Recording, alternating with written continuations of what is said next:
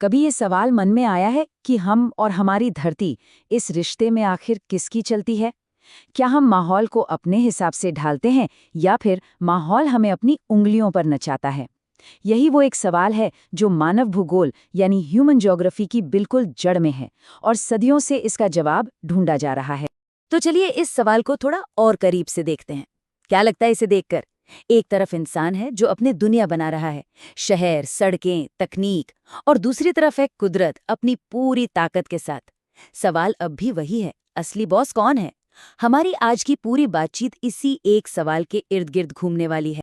और हाँ, इंसान और धरती के इस जटिल रिश्ते को समझने के लिए भूगोल की एक पूरी की पूरी ब्रांच बनी हुई है। तो चलिए इसी दुनिया में एक डुबकी लगाते हैं और देखते हैं कि धरती और हमारी ये कहानी आखिर है क्या। तो मानव भूगोल की परिभाषा यही है।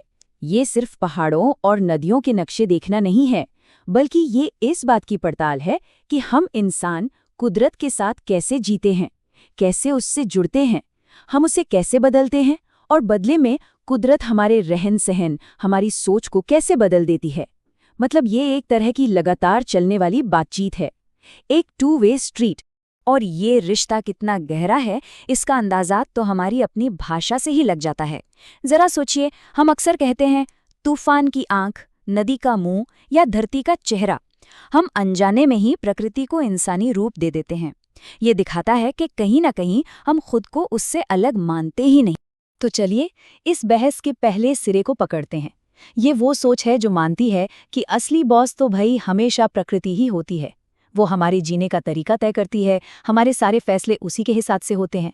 भूगोल की भाषा में इसे पर्यावरणीय निश्चयवाद या एनवायरमेंटल डिटर्मिनिज्म कहते हैं।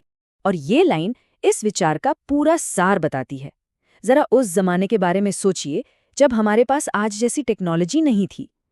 तब इंसान एक तरह से प्रकृति का शिष्य था और प्रकृति उसकी गुरु।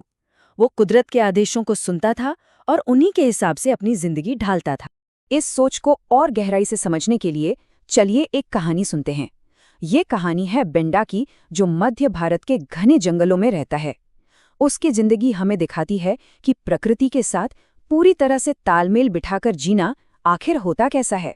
बेंडा की दुनिया पर एक नज़र डालिए। उसका घर, उसका खाना, उसकी पूजा पाठ, सब कुछ सीधे जंगल से जुड़ा है। वो कुदरत पर हुक्म नहीं चलाता, बल्कि उसके इशारों पर, उसकी लय में जीता है। यही है पर्यावरणीय निश्चयवाद अपने सबसे असली और शुद्ध रूप में। अच्छा, अब सिक्के का दूसरा पहलू देखते हैं। एक ऐसी दुनिया जिसे हम खुद बनाते हैं अपनी मर्जी से। ये वो सोच है जो कहती है कि इंसान प्रकृति की बनाई सीमाओं को लांघ सकता है और नई नई संभावनाएं तलाश सकता है। इसे कहते हैं संभववाद या पॉसिबिलिज्म। इस दूसरी सोच को समझने के लिए हम भारत के जंगलों से निकलकर सीधा नॉर्वे की बर्फीली वादियों में चलते हैं। यहाँ हमारी मुलाकात होगी कारी से, जिसकी दुनिया बेंडा की दुनिया से बिल्कुल ही अलग है।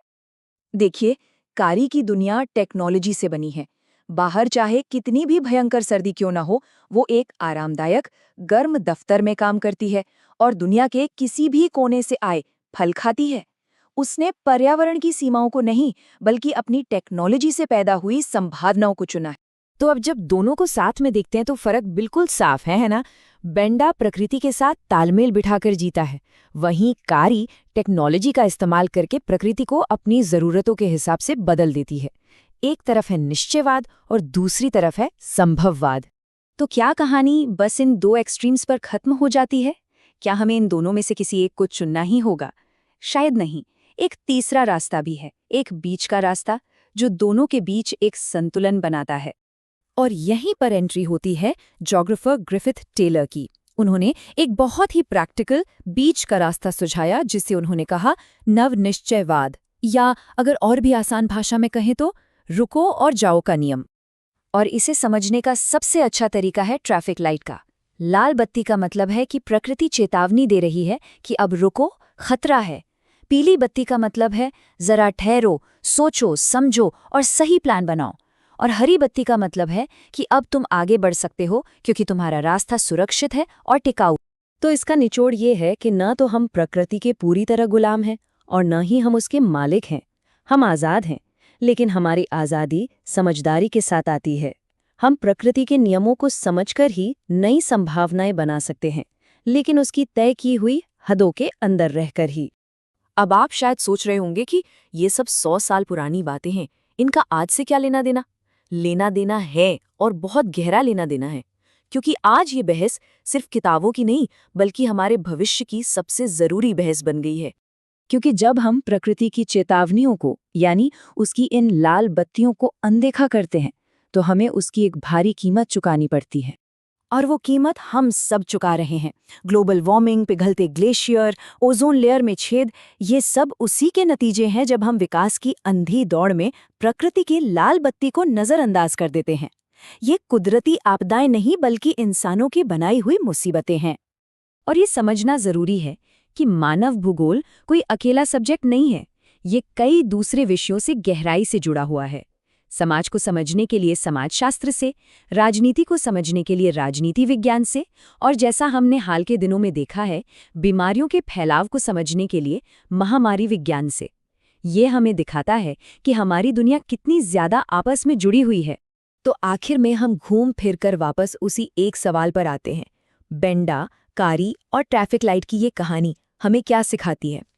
ये सिद्धांत भले ही पुराने हो गए हों, लेकिन सवाल आज हम सबके सामने पहले से कहीं ज्यादा बड़ा होकर खड़ा है। क्या हम इस ग्रह की लाल बत्तियों को सुन रहे हैं, या हम आंखें बंद करके आगे बढ़ते जा रहे हैं? फैसला हमारा है।